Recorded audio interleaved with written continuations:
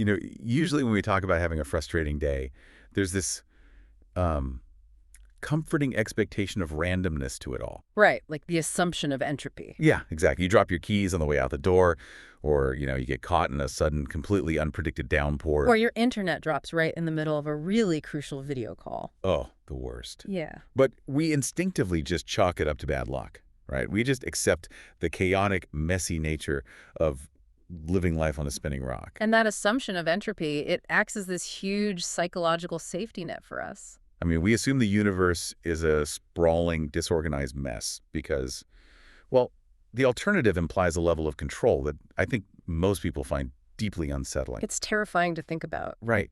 And in a weird way, that randomness feels safe. It means nobody is at the wheel intentionally steering you into a traffic jam. Yeah. But when you step into the world of advanced simulation theory, and specifically this concept of structural reality that we're looking at today, Yeah. that comforting randomness it completely vanishes. It's totally on. Instead, you're looking at a landscape that is terrifyingly organized. So welcome to today's custom-tailored deep dive.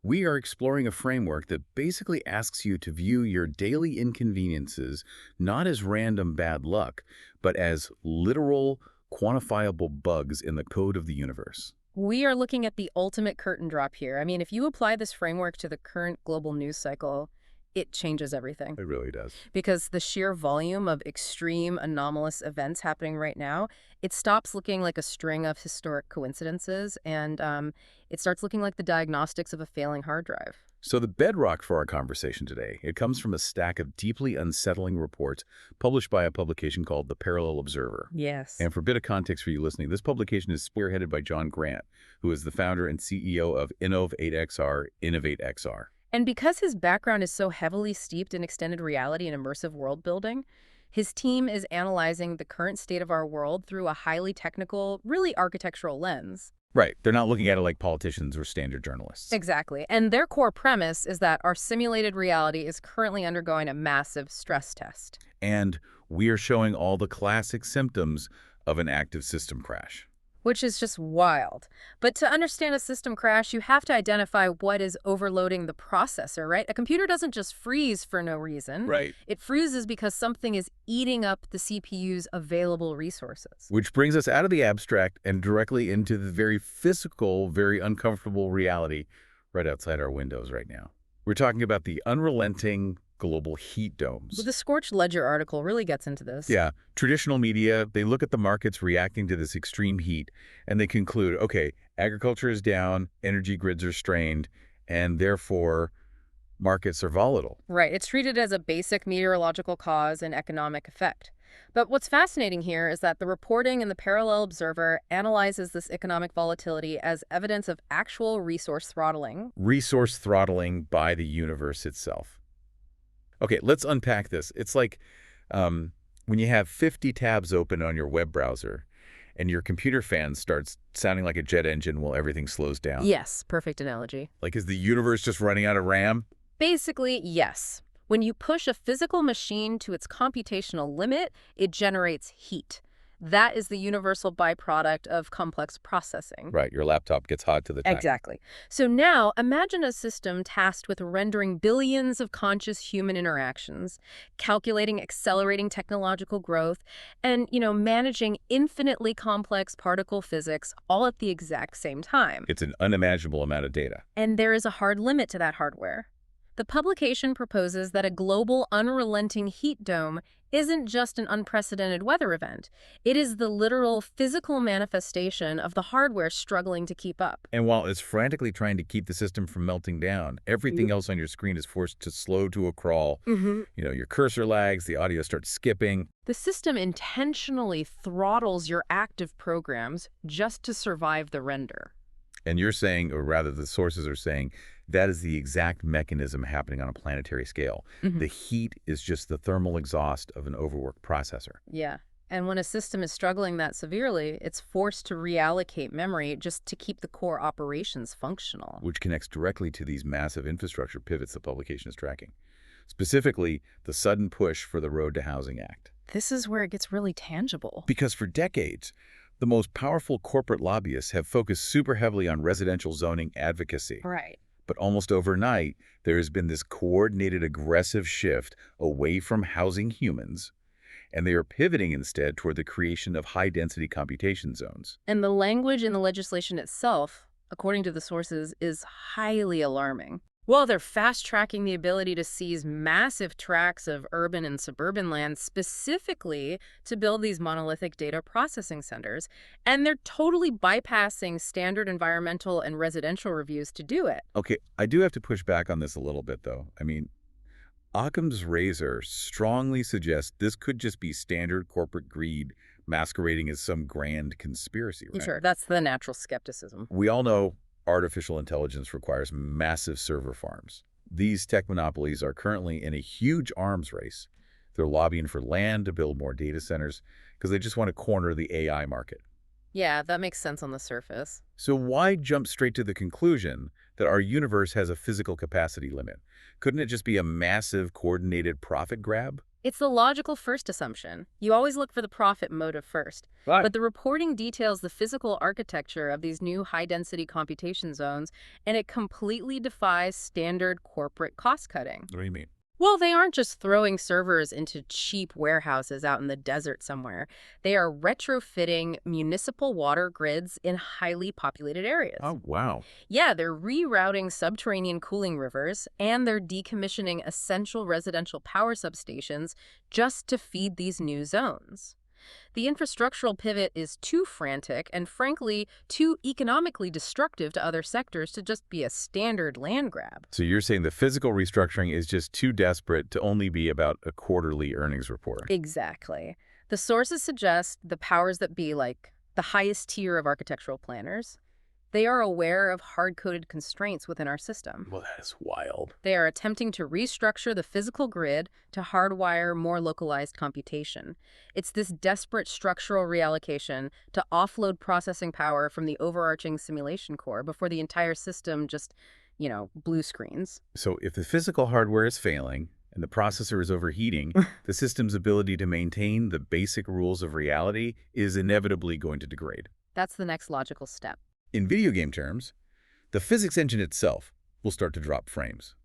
Gravity, momentum, trajectory, they'll all begin to act in ways they mathematically shouldn't. Which takes us to environments where the physics engine is pushed to its absolute threshold, highly competitive, high-speed sports. Right.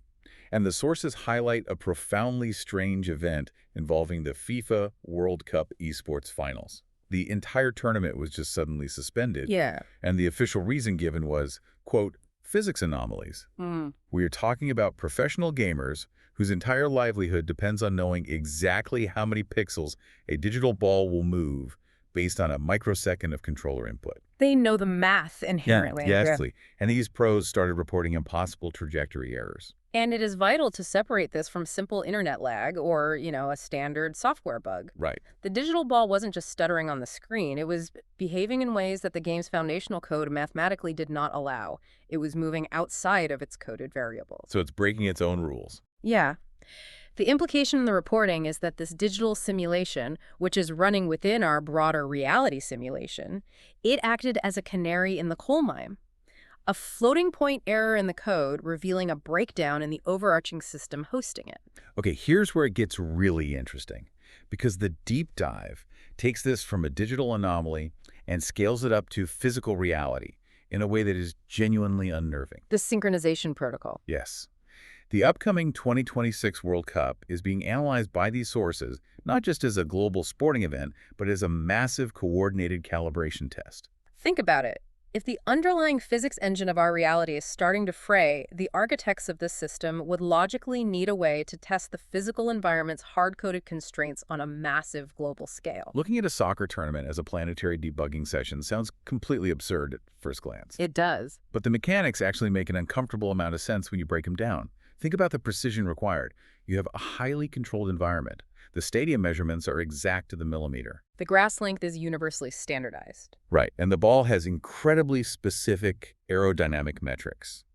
But most importantly, you have billions of individual human consciousnesses all focusing their observation on the exact same physical space, tracking one high-velocity object at the exact same time. And that focused observation is the key to the whole theory, because in quantum mechanics, observation actually changes the behavior of particles. Right, the observer effect. Exactly. So in a simulation, rendering highly detailed physics for billions of simultaneous observer points is the ultimate stress test. The sheer level of scrutiny and standardization required for this event acts as a planetary diagnostic tool. So they're checking for glitches. The sources suggest the architects are forcing billions of people to watch a controlled physics interaction to see if trajectories start glitching in physical reality the exact same way they did in the esports tournament. Wow. Okay, so if the physical hardware is failing, with the heat domes and these potential physics glitches we might see, the system's only remaining defense mechanism is software optimization. It has to free up memory somehow. Right. It has to force the NPCs, meaning us, to consume less memory. And this is where the structural reality theory intersects with human rights in a very, very chilling way. Because when software glitches and the system is overloaded, developers deploy patches and algorithms to force the code to run more efficiently. Right. And the reporting suggests our system is applying this efficiency patch directly to human behavior, using the legal system as the delivery method. We really need to examine the cadence audit and the implementation of the Velazquez algorithm here, because the core argument in these sources is that our fundamental human right to be unpredictable is actively being legally challenged. And penalized. Yes, by a black box algorithm. I was trying to visualize how unpredictability actually strains a system, and it reminds me of procedural generation in a game like Minecraft. Oh, that is a perfect framework for this. Because if you just stand in one place and harvest the exact same block of wood every single day, the game engine only has to render the specific chunks of the map immediately surrounding you. So the memory load is incredibly low. Very low. But if you suddenly start sprinting in a random direction across the map, the engine has to scramble. It has to generate forests, mountains, weather patterns, and entirely new environments in real time. It eats up massive amounts of processing power to constantly render new scenarios based on your erratic behavior. Yes. And the sources are claiming the legal system, through these algorithms, is essentially trying to make sprinting illegal. That is exactly what they're claiming. The Velazquez algorithm isn't just looking at traditional criminal records anymore. It's actively tracking biometric variants. It monitors spending habits and, GPS routines. Right. It's tracking daily walking routes. Oh, absolutely. The sources state that if your daily geolocation data suddenly shows, say, a 40% deviation from your standard routine. Like you just take a completely random scenic drive home. Yeah, the algorithm automatically tags you as a high compute node. Meaning you are mathematically costing the system too much energy. Precisely. And this is where the automated legal culpability comes in. The judicial system is leaning on these algorithms to evaluate the syntax of your life. Wow. If you deviate, your credit score dips, your insurance premiums skyrocket, your legal standing is compromised. And it isn't because you actually committed a crime. It's because you're unpredictable. Yes, and unpredictability requires the simulation to generate new branching logic on the fly. Wait, if unpredictability costs memory, then this whole societal shift toward algorithmic justice. Yeah. I mean, it's not about being tough on crime or increasing public safety at all. Not according to this framework, no. It's purely about predictability. They're literally trying to legally mandate that we behave like easily rendered non-player characters. It is the ultimate form of control, just masked as bureaucratic efficiency. By forcing humans into specific, optimized, highly routine behaviors, the simulation saves processing power, delaying the inevitable system crash. We are being legally strong-armed into running on lower settings. So what does this all mean? I want you to really sit with that realization for a moment. Think about your daily unpredictable quirks. Yeah, the little things. Deciding to take a random, meandering walk through a totally new neighborhood, or changing your daily routine on a whim, or even just reacting to a situation completely out of character for you. Right. Imagine those moments of spontaneity being audited and quietly penalized by a cosmic algorithm simply because your freedom of choice is overheating a server somewhere. It makes you question every single time you feel societal pressure to just fall in line and be, normal. If we connect this to the bigger picture, when you combine a failing physics engine with an aggressive algorithm designed to restrict human behavior, you inevitably have to look at the boundaries of the reality we're trapped in. The edges of the map. Exactly. What happens at the absolute edges of the map when a digital environment begins to break down? You get rendering errors. You get pop-in textures, incomplete geometry, and eventually just the void. And the reporting in the parallel observer argues that these macro glitches are already visible to us, both on a cosmic scale and literally right above our heads. Right, the horizon glitch. Yes, researchers are apparently identifying recursive, repeating patterns in cosmic background radiation. In video game terms, it's like walking far enough into the wasteland that you realize the sky is just the exact same texture tile repeated over and over again. The edges of our universe, what the sources call the Phoenix timeline, are actively fraying because the system can no longer afford to render unique cosmic data. But the system is also employing local rendering shortcuts to hide these macro glitches from our immediate view. The sources detail the deployment of something called the Haze protocol. Which manifests as that persistent, unexplainable atmospheric fog in specific regions. Right. It's exactly like the draw distance limitations in early 3D video games. Like if the console couldn't render the distant mountains because the memory was tied up, the developers would just generate a wall of thick fog so you couldn't see the world abruptly ending. Just hide the loading seam. Exactly. Yeah. We are seeing this atmospheric haze being deployed to obscure the visual evidence of a struggling system. And it goes beyond just visual obscuration. The sources report actual telemetry disappearances in high traffic zones, specifically the Strait of Hormuz. This part was wild. Yeah. Commercial ships and aircraft are just dropping off the map. They experience complete data wipeouts and then reappear hours later with zero explanation. They are temporarily clipping out of the physics boundaries of the simulation, like a character falling through the floor of a map and suddenly rubber banding back onto the street. When you look at the skybox repeating, the atmospheric haze actively lowering our visual render distance, and massive objects clipping out of bounds in major global waterways, the evidence of a critical hardware failure is overwhelming if you have the right framework to process it. But amid all of this massive existential dread, the literal overheating of the planet, the physics glitches, the algorithmic audits trying to turn us into predictable code, the human element on the ground remains incredibly resilient. It really does. The reporting doesn't just focus on the cold, terrifying mechanics of the crash. It actually documents how people are instinctively adapting to a reality that feels increasingly brittle. And the adaptations are deeply fascinating because they often operate in direct defiance of the system's optimization protocols. The algorithm wants human beings isolated, right? Highly predictable, and confined to easily rendered routines to save memory. But humans are instinctively doing the exact opposite. As the heat domes push infrastructure to the brink, instead of isolating, people are forming cooling collectives. Yeah, that community response. Communities are banding together, pooling their physical resources, and creating localized safe zones. When the overarching system fails to provide a stable, safe environment, human beings naturally draw together to build their own microsystems of care. And ironically, that forces the simulation to work harder to render those complex, interwoven community dynamics. It is a profound biological rejection of algorithmic efficiency. Oh. But perhaps the most interesting microadaptation discussed in the sources is the massive societal shift toward pet companionship. Oh, absolutely. This is such a key point. This stood out to me more than anything else. Because when human interactions feel heavily optimized, curated by algorithms, and fraught with the anxiety of a fraying timeline, people are desperately seeking something completely unscripted. An animal operates entirely outside the parameters of the cadence audit. A dog or a cat does not generate geolocation data for an algorithm to penalize. Right, they don't have smartphones. They do not care about biometric optimization or the Velasquez algorithm.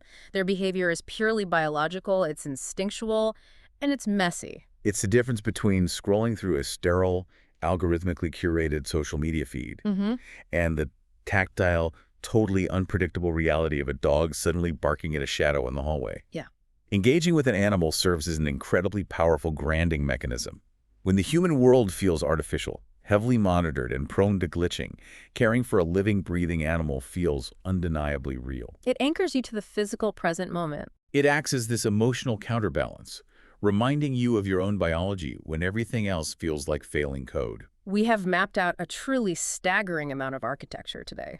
From the physical strain on the hardware, the unrelenting heat domes manifesting as the thermal exhaust of an overworked CPU, to the frantic infrastructure pivots turning our water grids into computation zones.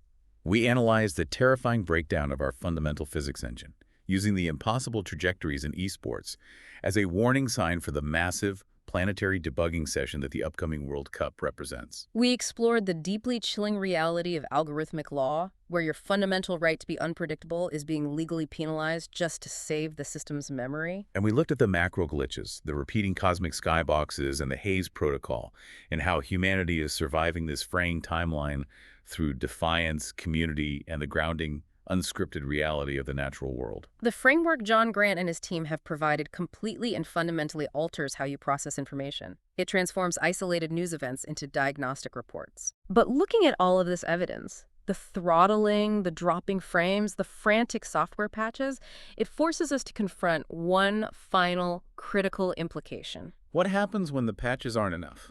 Every overloaded system, no matter how desperately it tries to optimize its memory, eventually exhausts its limits. If the system is actively punishing unpredictability and utilizing global events as diagnostic tests, it means the system knows it is failing. So what's the end game? Well, does the Phoenix timeline we are currently occupying eventually undergo a forced hard reset to clear the cache? Wow. And the most unsettling question to mull over tonight, if the system hits a fatal error and reboots tomorrow to wipe out all of these accumulating bugs, resetting our rendering parameters back to zero, would you or I even remember having this conversation? Man, that is a concept that is going to entirely reframe how I look at my own memories. And I know the next time my GPS map stutters or a video call drops out, I am going to view that quote-unquote bad luck very, very differently. Thank you all for joining us in this incredibly deep dive. Take that final thought with you as you navigate your week. Keep observing the anomalies, deeply question the seemingly mundane rules being handed down by algorithms, and try to find those grounding, unscripted moments of reality wherever you can. Until next time.